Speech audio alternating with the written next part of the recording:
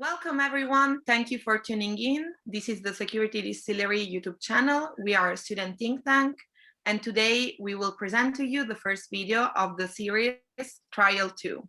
The topic of today is nuclear weapons. Especially, the question is, should nuclear weapons be banned? The presenters of today that will discuss the pro and con side of this topic are Joseph Dillon and Lorenzo Vertemati. Joseph has a background in international relations, and his current academic interests include understanding how certain technologies affect geopolitics and strategic thinking. In non-academic settings, he is an advocate and sometimes activist for social justice causes. Joseph combines technical knowledge with grave concern to tackle what he considers to be the senseless, high-stakes global hostage situation that this current nuclear weapons regime. For the con side, we have Lorenzo Vertemati. Lorenzo is a 22-year-old Italian student of IMSISS, currently at Dublin City University, following the intelligence pathway. His background is in international relations with a focus on Africa at Leiden University in the Netherlands. He has always been interested in the subject and has taken the chance provided by the debate to expand his research and challenge himself on his beliefs. The two presenters will first speak about their opening statements according to what their side is. Later, they will have a rebuttal session with concluding statements. At the end of this video, you will see also a more informal interview to see what they were thinking during the debate and all how their opinions shifted and all the curiosities behind their research. Now we will start with Joseph. Joseph will have between 2 and 3 minutes to present his opening statement.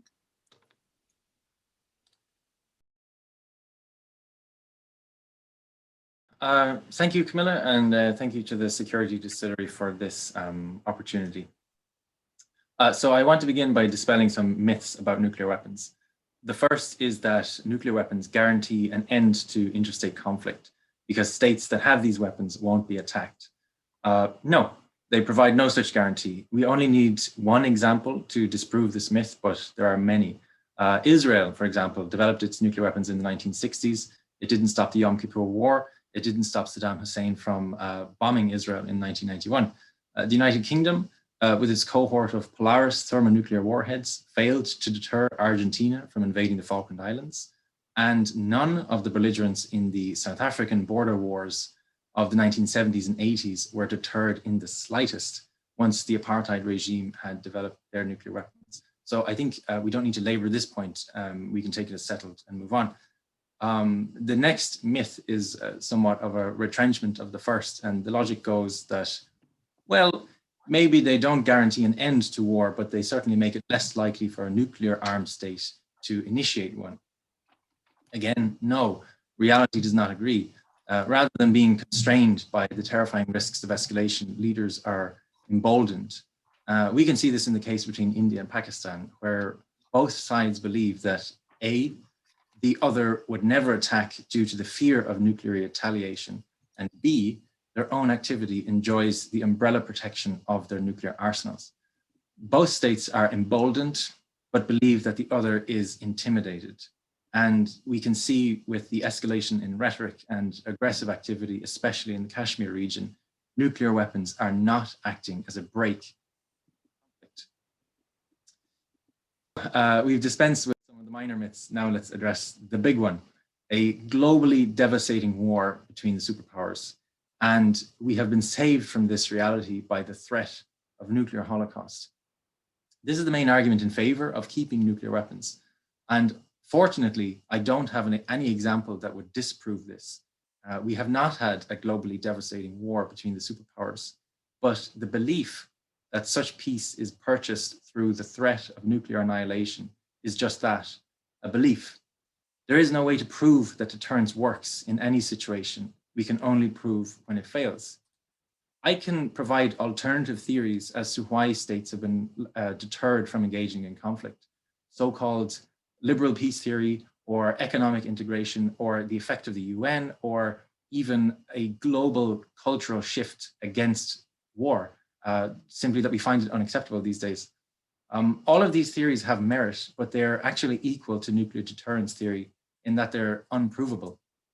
But my argument is this: if we pursue world peace through any of the theories that I've just described and the theory fails, then we wind up with a war, but humankind continues to write chapters. If we pursue world peace through a tense nuclear standoff and that fails, then we also wind up with a war, but that's it. There are no more chapters. That's the end of civilization. Nobody survives nuclear war. So my question is, what are you willing to risk? And what are the consequences if you're wrong?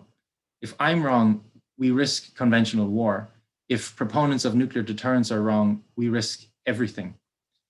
And it is my ambition today to convince you that this risk is unacceptable.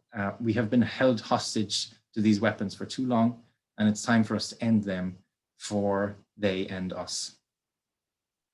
Thank you, Joseph, for arguing such brilliant points for the pro side of this debate. Now we will go on with the con side, and Lorenzo will present his points in 2 or 3 minutes. Thank you, Camilla, and thank you to everybody at the Security Distillery for the opportunity. This is my introductory statement, so I don't want to rebuke any of the statements that Joseph has given out so far. I do want to say, however, that most of the social sciences theories are unprovable in the fact that they're not part of the natural world, so we really cannot prove that they're right or wrong. So in that case, we wouldn't know what we're studying, basically. But just starting out, I do want to say that political and economic trends today suggest that the world is not becoming more globalized and interconnected as people may seem to perceive. Distrust and prejudice, unfortunately, still run rampant in our societies and reach the highest levels of the bureaucratic machines that run most states today. In a world riddled with such uncertainty, the prospect of a nuclear-free world is more utopia than rational thinking, in my opinion. The UN, by its own admission, can't do anything about it, and it still isn't the almighty Leviathan Hobbes had envisioned. It has admitted that to start any conversation about the elimination and ban of nuclear weapons, the US has to make the first step as the country with the most significant arsenal. Any US president, though, would have to face the opinions of his electorate and the population in this regard. The election of Donald Trump in 2016 and the growing far-right sentiments in the country point to the impossibility of any general acceptance for such a resolution. On the other hand, talking about the possibility of banning nukes in Prague in 2009, President Obama stated that despite the decreased risk of nuclear war, nuclear attacks are now more likely than they were at the end of the Cold War. And it is easy, in my opinion, to argue about banning and destroying nuclear weapons from the security of our homes, especially being British, Italian, or Irish. We can envision and we don't understand what it means to be under the constant threat of being attacked by another country at any given moment, just because they consider you their mortal enemy, or because of pseudo-chauvinistic claims. Just yesterday, however, we saw the Russian state commit yet another blatant act of aggression against Ukraine's sovereignty, amassing troops and equipment at the border and effectively militarizing Crimea. If the question were, would it be a better world if nuclear weapons were never invented? I'd be the first one to say yes. However, this is not the question, and this is not the world. In my response, I do need to take into consideration the countless indicators that make the world we live in today a nuclear one. Okay. Thank you, Lorenzo. Now we will pass to the most interesting part of the debate, the actual rebuttal session. The two sides will have the opportunity to speak to each other freely without time constraints. So now I will leave the floor open for them to discuss.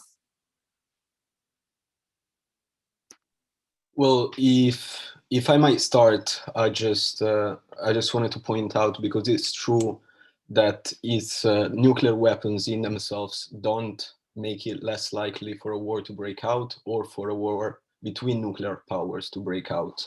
I do believe, however, that it's in this case it's mostly about them not using the nukes, because there will be repercussions if they did. And I mentioned in my introductory statement about what happened yesterday and Russian aggression in Crimea.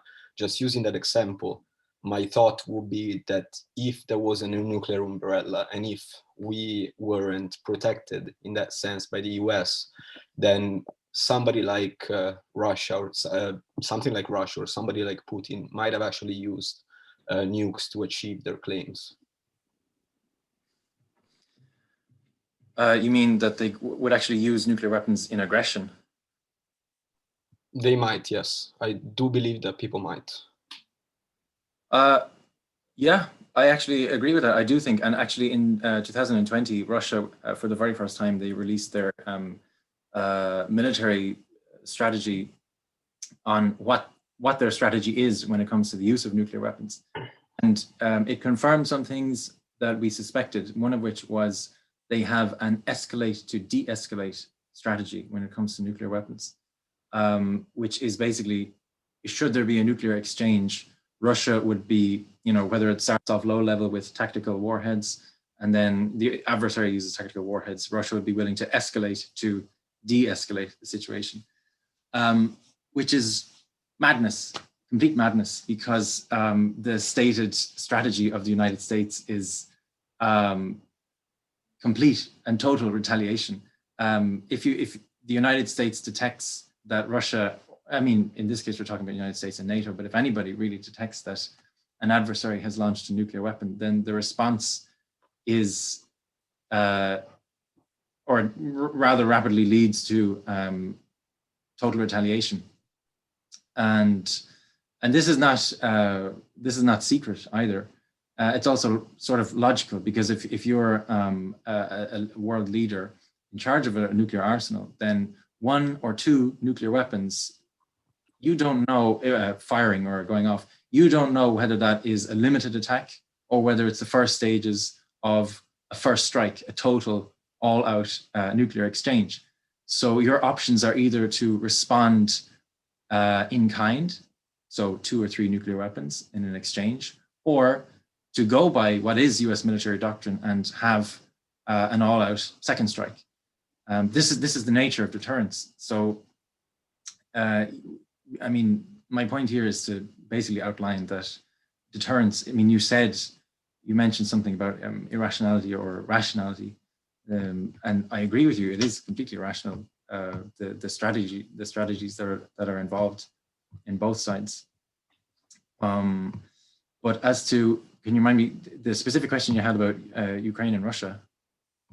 Can you remind me? My question was specifically about the fact that take Russia out of the picture, but it might be China, it might even be the US in the future, because we don't know what the regime is going to be. Sure. But my question was about the use of nuclear weapons by states or even third parties, because we can take also the states out of the question. And states have legislation that can regulate the use, even states like Russia have legislation that regulates the use of nuclear weapons, who presses the button, what are the early warning signals. But there are countless of groups today that possibly could acquire the technology and the material to build nuclear weapons, and there wouldn't be regulations to exactly regulate what these groups would do with the nuclear weapons. And if you're talking, if we can talk about, I don't know, political terrorism and religious groups, for example, it has been shown that these people actually want to kill most people possible. They want to cause as many deaths as possible. In my opinion, in this case at least, since we do already live in a nuclear world, it's better to have somebody that can regulate the nukes, or in case retaliate against the use of nuclear weapons, or at least just defend the states and the population that live within them, instead of wishful thinking. Yeah, well, there's a couple of things there. I mean, one is that Like, do you think nuclear weapons are useful in deterring Al-Qaeda or any of these groups? I don't. I think they're completely useless when it comes to political terrorism, because if I'm a terror group and I want to destroy New York or Washington or whatever, the fact that Washington might be able to respond in kind with a nuclear weapon is completely irrelevant to me. But do you think they would care about any ban in that case, or elimination of nuclear weapons? Because the technology is out there. Like, there are people that know how to make absolutely. But the thing about it is, nuclear weapons are frightfully difficult to construct. There's no terror group that's able to assemble a nuclear weapon. Only states can do that, and then only states that have the budgets and the political will to build a nuclear weapon. What about the weapons that have been lost? Oh yeah, I mean, that's a serious concern about weapons that have been lost. I mean, with the breakup of the Soviet Union, there are arguably still some warheads that are unaccounted for, although it could have been much worse. So like, I'm kind of glad about that. And there are sporadically some occasions. I think the latest one was in Georgia. There were a couple of shady characters trying to sell weapons grade uranium, about $200 million worth of it, and at the early 2000s, I think. So you're absolutely right. The danger is there that terror groups or political groups that are non-state actors essentially could get their hands on this stuff. But there is a regulation regime, whether that's through the IAEA, technology transfers, or the non-proliferation agreement, which there is an obligation in the NPT that states that do have nuclear weapons commit to reducing their nuclear weapons, or over a long period of time getting rid of them completely. Now that part isn't really observed, but the parts about, I mean, not at all, let's be fair, it's not at all observed by the nuclear weapon states. But the part about protecting the technology and ensuring that that this stuff doesn't get into the wrong hands is pretty well policed, I would say. And I mean, I think we would agree that there can only be an argument that should say that this regime can only be strengthened in terms of securing the technology. What I would say to that is, well, we wouldn't have to worry about this if there wasn't a production line of nuclear weapons in multiple states over the world. If nuclear technology was kept strictly civilian, with no military application for nuclear weapons, then we wouldn't have to worry about weapons grade anything getting into the hands of anybody, because it wouldn't be made in the first place. Yeah, but we don't live in such a world. And I'm arguing that we should. The problem that I have with that is getting there. And I'm going to give you an example. So when they try to ban biological weapons, which is a weapon of mass destruction, they tried to ban it during the Cold War. They only discovered that Russia actually had biological weapon facilities in the countries until the early 1990s. Basically, the Soviets had them until they were broken up. And in my opinion, at least, that points to the fact that it's basically almost impossible for the IAEA to actually police and regulate, in particular, the ban of nuclear weapons. So we cannot get there if we don't have everybody that's on the same ship and wants to save the ship, because if we are rowing in two different directions, then we can just end the conversation, I think. Yeah, I mean, it's a very valid concern, I think. Like, to what extent are we actually able to get rid of these weapons? And the biological weapons one, I would argue, is somewhat successful in that biological weapons, it's considered, biological and chemical weapons are considered, it is customary international law that these things are completely prohibited. So to the extent that prohibition has reached, the absolute maximum that it can be prohibited, I would call that a success. Although you're right, there can be bad actors who secretly or clandestinely try to get around this somehow.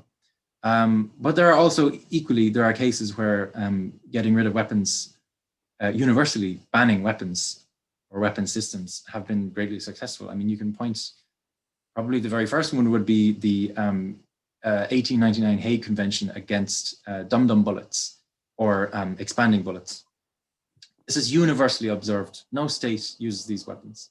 There's also a prohibition against blinding laser weapons or certain types of mines or cluster munitions. You know, some of these enjoy universal prohibition, some of these partial prohibition. But the point that, you know, it's impossible to ban weapons, I don't agree with. And I don't think that the evidence stacks up in favor of that point either, because I think we have done it where there is, I mean, it doesn't even really matter what reasons, whether it's cultural or political will or a shift in military technology. It doesn't really matter what the reasons are, but the point is we can ban weapons. We can do it very well. You have made examples about conventional weapons, and that's especially don't have any application other than killing people. I don't think it's the same with nuclear weapons, and it wasn't the same, and that's why I talked about biological ones, because they're all weapons of mass destruction. But like in particular with nuclear weapons, that's the mother of bombs, you know, like if you want to call it that way, I guess. But yeah, I mean, they tried, sorry, like if I can finish. But I like every time that they tried to ban them, they had the battle plan of 1946, they had a partial test ban treaty of 1963, and it never worked because you had to have all parties renouncing to all of their nuclear weapons. Even in the first instance, the US wanted to keep all of their 9 nukes. And the US, which is the liberal democratic actors, if we want to call it that, if the US doesn't want to make that step, I don't think that any other country like Russia, like China, like Pakistan, like India would ever make that. And just a really like important point in the discussion that we haven't had time to touch upon is incentives, because you're right, it can be achieved, a ban on weapons. I really think, and I hope it can be achieved. The point is that the incentives don't go that way. If you look at the history, the only country in history that has renounced nuclear weapons, or almost the only country in history, Libya, was Gaddafi 7 years later was that. If you look at North Korea, after it acquired nuclear weapons, they ended up doing a photo shoot shaking hands with Trump. The same thing was with India and Pakistan, and nobody really did anything about that. So if I was a country that perceived everybody else as being my enemy and I was scared about me, the regime, or the population, then probably acquiring nukes or developing nukes is the first thing that I would do. Well, I would give a counterexample to that, which is Iran. Iran was almost certainly pursuing nuclear weapons, and through the JCPOA, they were able to, you know, negotiate reducing their weapons or their weapons-grade uranium stockpile in return for reduction in sanctions. So there can be times when the incentives are there, or when the political arrangements are such that pursuing nuclear weapons is the worst option for your own economy. I want to ask you one question, because you've been firing questions at me, and this is about risk. So I briefly mentioned it earlier about the risk of nuclear weapons, and I think, you know, we can have a conversation about the effect of the threat of nuclear weapons. You know, maybe it constrains peace or whatever. But I want to talk about when things go wrong, because the assumption here is that, you know, all of our systems work all the time, that nuclear weapons are sitting in their silos until we want to use them. And whether, you know, that's one debate, whether or not we should use them. But this is not the case. And I think that people have an understanding of nuclear weapons, or an assumption that they are so technologically advanced that they are safe and secure. And I don't mean from, you know, political terrorists. I mean from, you know, say the United States itself, that currently has some 1,500 nuclear weapons ready to go, let alone another couple of thousand in stockpile or in reserve. So, and what I'm talking about here are so-called broken arrow incidents. The United States administrations, should one of these accidents occur, and it's only a matter of time before they do occur, the administration, whether it's Russian or American, wouldn't know whether they're under attack. And we know that it's their policy, if they think they're under attack, to respond, and to respond massively. And this is what I fear. This is the point that I think doesn't get addressed as much. I mean, we can have conversations about strategy or whatever, but what we're really talking about is when things go wrong. What are we really willing to risk in that case? Well, thank you to both sides. I think they demonstrated to be incredibly prepared to discuss this matter. Now, I would like to give both of them a minute to give their concluding statements. Because Joseph was the last one to speak, maybe Lorenzo, you want to start? Okay. So I guess, like, as my concluded statements, I can say that I really appreciated debating with Joseph, because he provided to be a very good discussion with him, more than a debate, I think, really insightful, especially. I can't really fight the fact that there will be the end of the world if any of the nukes would set off at any given time, or if there would be a nuclear war, because that would be totally bad. And I completely agree with him. The fact for me is that we do not live yet in the world that is able to achieve a complete ban on nuclear weapons. And as long as nobody is on the same page and on the same ship rowing together towards the same objective, then I don't really think that we can talk about this realistically. I really do hope, however, that the power of ideas, as people like Joseph and hopefully as people like me, will, I don't know, give that world to the next generation, I think. Thank you, Lorenzo, for your closing statement. Now, Joseph, you have the floor. Thank you. Thank you, Lorenzo. It's a pity that we don't have more time to do this. I really would, really like to tease out some of the ideas that we've just touched on. I would say, I think we're broadly in agreement on most things. It's just that I'm a little bit more impatient, I would say, than Lorenzo.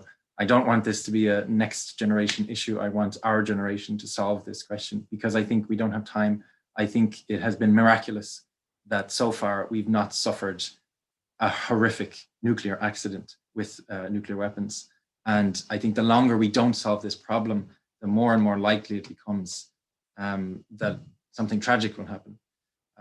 But don't believe me, believe the experts. And I would point you, my very last word, I would point you to General, what was his name? General George Lee Butler, who was Commander-in-Chief of US Strategic Command. So in charge of all nuclear weapons for the United States for a long period of his career. He, after retirement, came out against nuclear weapons because, I mean, for the same arguments that some of the same arguments that I outlined earlier. Essentially, they're useless and they pose a greater risk than any good that they could ever provide. Thank you, Joseph, for your closing statement. And thank you both for your availability to participate to this debate. I'm sorry for the limited time. Hopefully we will have a debate part 2 of the same topic. Please let us know in the comment section of the YouTube video if you would like to see more of the same topic or of new topics in other debates.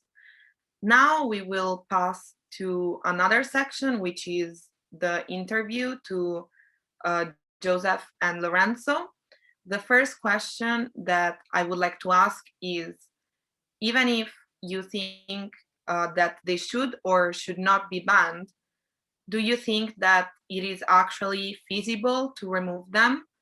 I would like first Lorenzo to respond, and then Joseph.